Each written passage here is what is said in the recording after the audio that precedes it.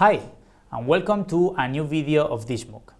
In this video we are going to learn about services and dependency injection features of Angular. A service is a board category that provides to our application a specific functionality or feature. For instance, we can think on features for providing login or message exchange features to our application. Services are also frequently used for managing the state of our application, as we will see with detail later. Services can depend on other services, so we can simultaneously use several services in our application or in a specific component of our application. Dependency injection is a feature of Angular that is used for providing the features of a service to the application. So thanks to dependency injection, we are not responsible of creating services in the application.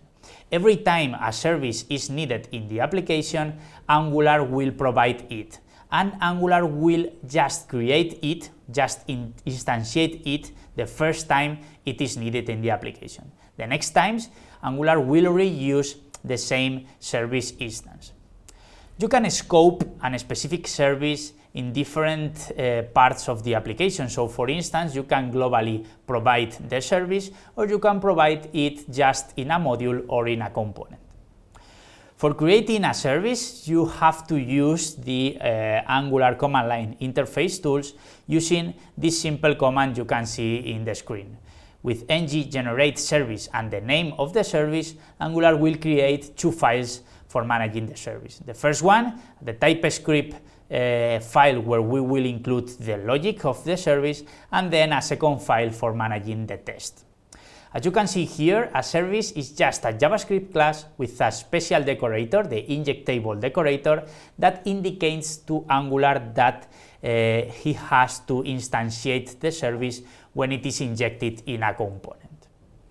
In order to inject it in a component, you have first to import it in the specific module where you want to use it. So for instance, in this case, we are importing the service in my module, in a module called my module, and we have to import the file where the service is implemented and then include the service in the list of providers of the module.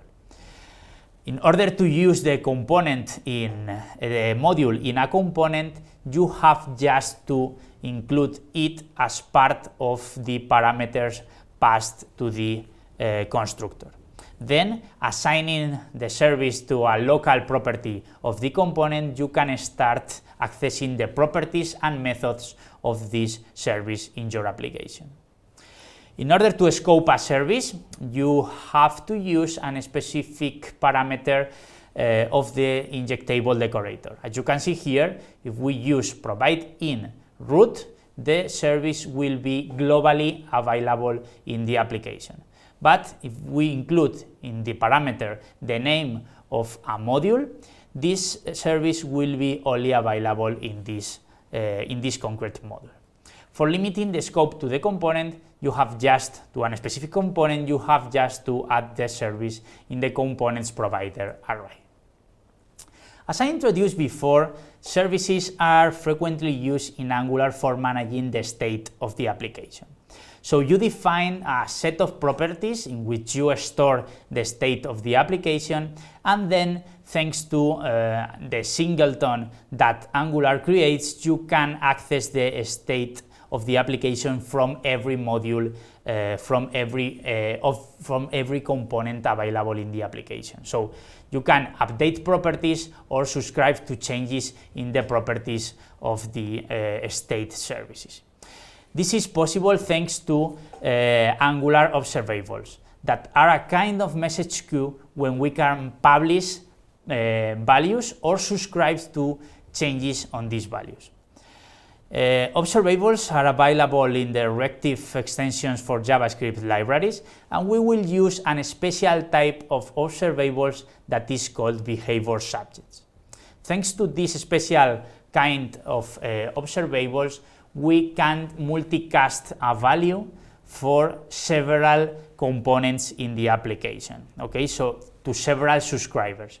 And also behavior subjects allows us to get the value of a property in the current value of a property in every moment, okay, so the last value we published in the observable is available in every moment thanks to behavior subjects. So let's see an example of how to use these behavior subjects. The first thing we have to do is, of course, to create the behavior subject, introducing the initial value we want to store there. Then we can subscribe to changes on this value using the subscribe method of the behavior subject, and using this arrow function we can print, as in this example, the value of the value of the property stored in the subject. So if we publish a new property, a new value in the observable, we could see how the new value is printed in the console, okay? If we publish a new value, 2 in this case, the value will be printed in this console log. Of course, as I said before, we can also access to the last published value in the observable using the getValue method of the behavior subject. Angular also provides a very interesting feature, that is the async pipe, that allows us to directly subscribe to an observable in the template. So imagine that we have a component that has injected the state service, this service we can see in the screen, and assigned the return observable by this service that is storing a specific property of the state of the application. You store this observable to the state property of our component. Then we have available this state property in the template, and as you can see here, if we include the async pipe when printing the value or when rendering the value of this property with interpolation, we are automatically subscribing to changes in this property. So every time the value of this observable is updated, Angular will render the new value in the template. This is a very interesting feature that is available in Angular. Okay, so that's all about Angular services and dependency injection. See you in the next video. Bye.